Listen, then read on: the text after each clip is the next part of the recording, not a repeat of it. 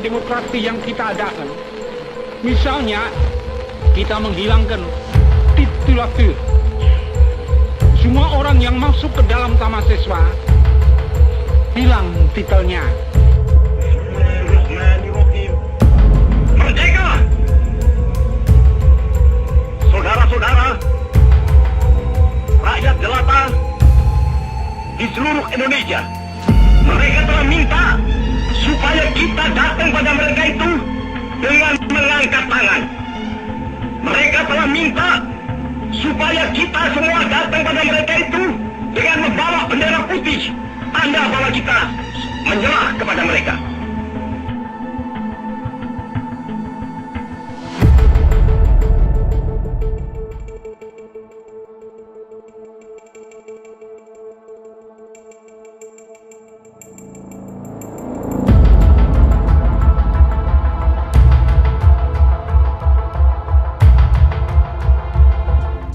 PPKI kemudian tergantikan oleh PPKI atau Panitia Persiapan Kemerdekaan Indonesia, yang kemudian PPKI inilah yang akan mengesahkan Undang-Undang Dasar 1945 pada tanggal 18 Agustus 1945, tepat setelah 1 hari pengumuman kemerdekaan bangsa Indonesia.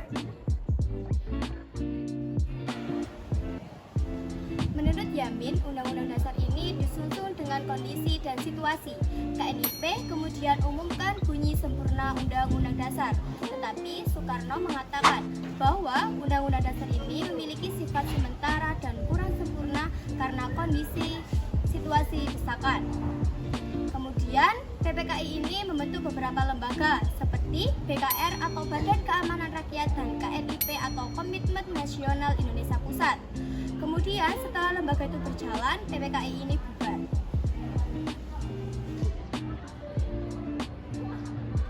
Isi dari Undang-Undang Dasar 1945 yaitu 15 alinea, 16 bab, 37 pasal, 4 peralihan dan 2 tambahan. Akhir dari pemberlakuan Undang-Undang 1945 ini terjadi dalam konferensi meja bundar di Den Haag, Belanda, di mana pihak Belanda berjanji akan mengakui kemerdekaan bangsa Indonesia apabila Indonesia ini mengganti bentuk negaranya, di mana bentuk negara bangsa Indonesia pada saat itu adalah republik yang akan digantikan menjadi bentuk negara serikat. Oleh karena itu, akhirnya pada saat itu pemerintah hanya berfokus pada bagaimana bangsa Indonesia ini diakui secara internasional. Oleh karena itu, akhirnya UUD 1945 digantikan oleh Konstitusi Inggris yang mulai berlaku pada 27 Desember 1949.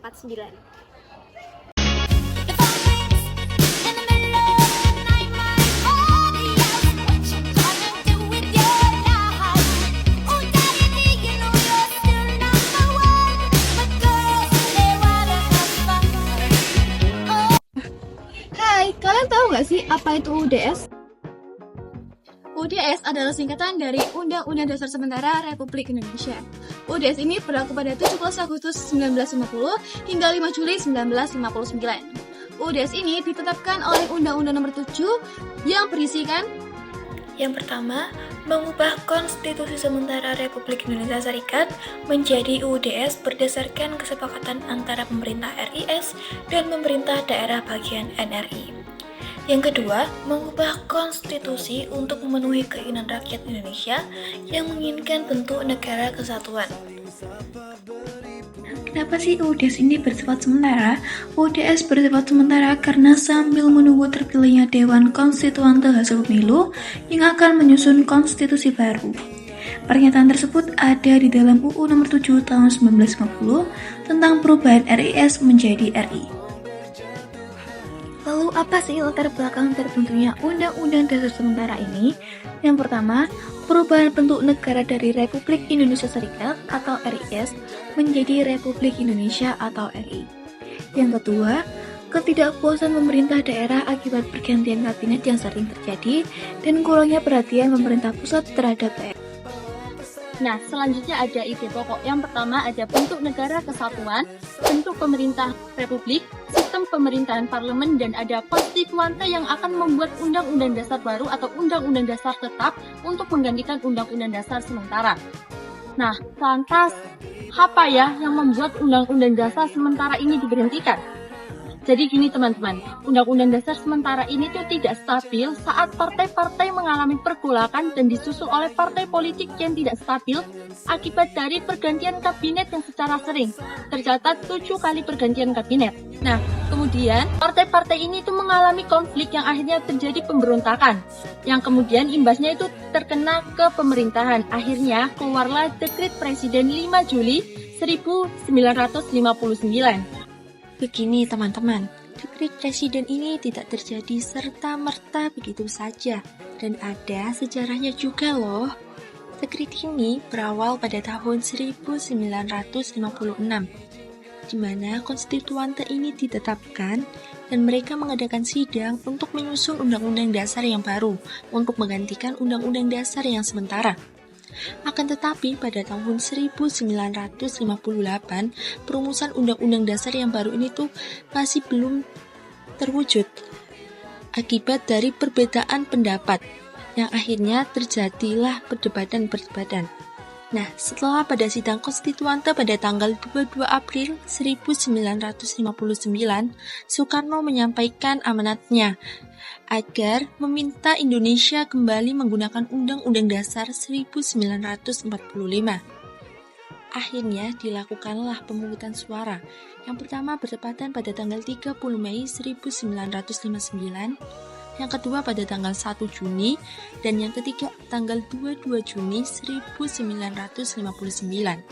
Akan tetapi, pemungutan suara tersebut tidak membuahkan hasil. Yang akhirnya, untuk menyelesaikan kebuntuan tersebut, Presiden Soekarno menetapkan Dekret Presiden pada tanggal 5 Juli 1959. Nah, itulah penjelasan dari kami, mulai dari pembentukan UDS, latar belakang UDS, hingga Dekret Presiden yang merupakan akhir dari UDS ini. Baik, sekian dari kami. Saya Briel, absen 33, mewakili Zelva, absen 35. Terima kasih sudah menonton dan sampai jumpa kembali.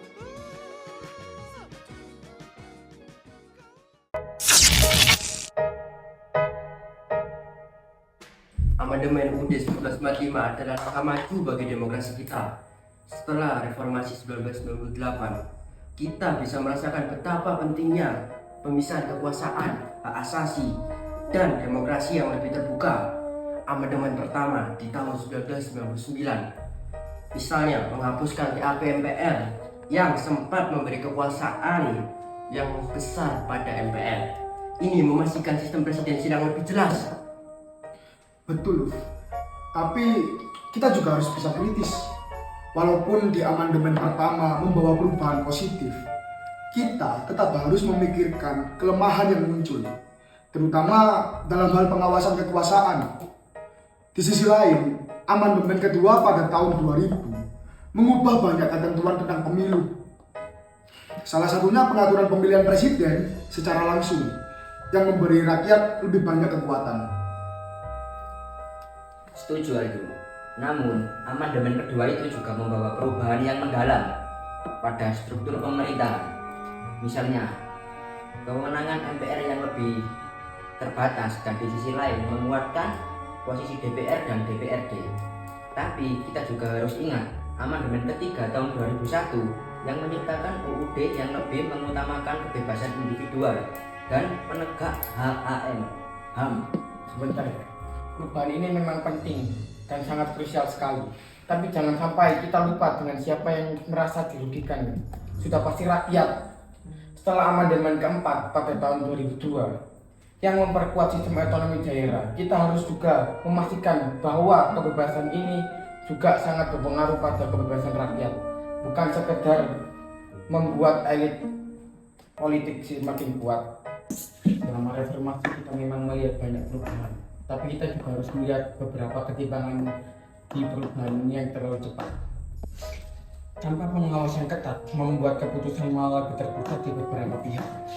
Kita membutuhkan sistem yang transparan dan akuntabel, di mana rakyat bisa benar-benar terlibat dalam pengambilan keputusan, bukan hanya sebagai pemilih dalam setiap pemilu. Tapi kita juga harus memastikan stabilitas hukum, Ren. Kita tidak ingin demokrasi ini hancur karena perubahan yang tidak terencana.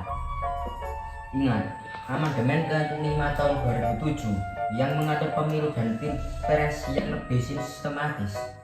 Kita butuh konsistensi agar rakyat bisa merasakan manfaatnya, bukan hanya menjadi korban perubahan yang tidak matang. Tenang dulu, bro. Saya rasa yang lebih penting adalah melihat amandemen ke-6. Pada amandemen ke-6, saat itu kita melihat adanya perubahan lebih fokus pada kelembagaan negara, seperti penguatan pemberantasan korupsi dan BPK. Disinilah kita bisa melihat ke arah mana demokrasi kita bergerak, ke arah yang lebih transparan dan berorientasi pada pemberantasan korupsi.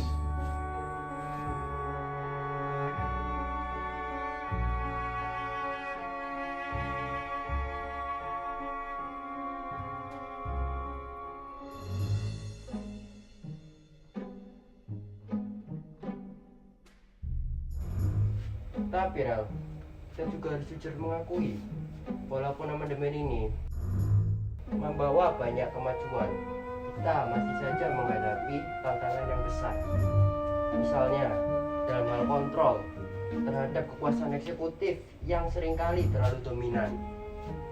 Apalagi dengan sistem yang terus berkembang ini, reformasi belum sepenuhnya berhasil untuk mencapai tujuan utamanya, yaitu kesejahteraan yang merata.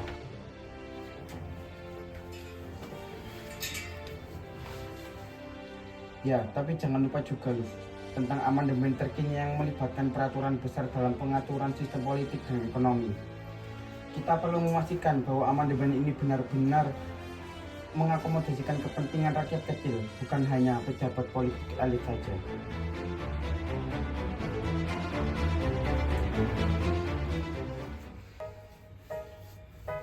Yang penting adalah menjaga kestabilan dan juga keseimbangan.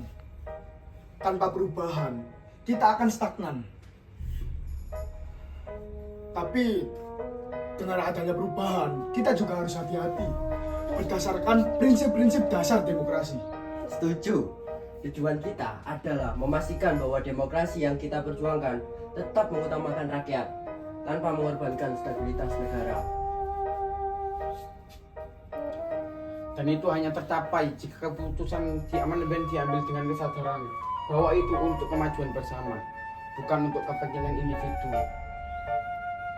Di setiap amandemen, kita harus selalu bertanya, apakah ini memperkuat demokrasi dan keadilan rakyat?